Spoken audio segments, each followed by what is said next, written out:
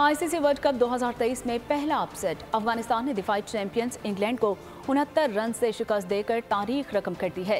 अफगानिस्तान के 285 रन के ताकुब में इंग्लिश टीम 40 ओवर्स में 215 रन बना सकी। शानदार बॉलिंग पर Mujeebur Rahman man of the match करार पाए।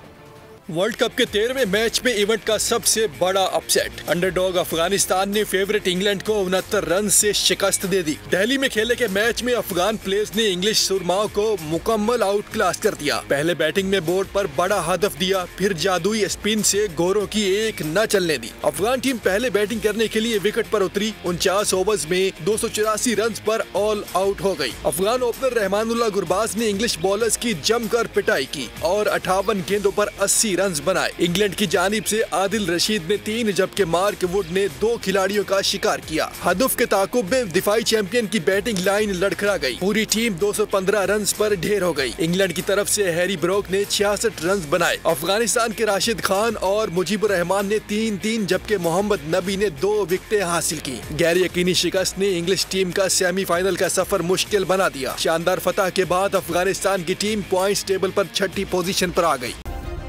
सब्सक्राइब करें और बेल दबाएं ताकि कोई खबर रह न जाए।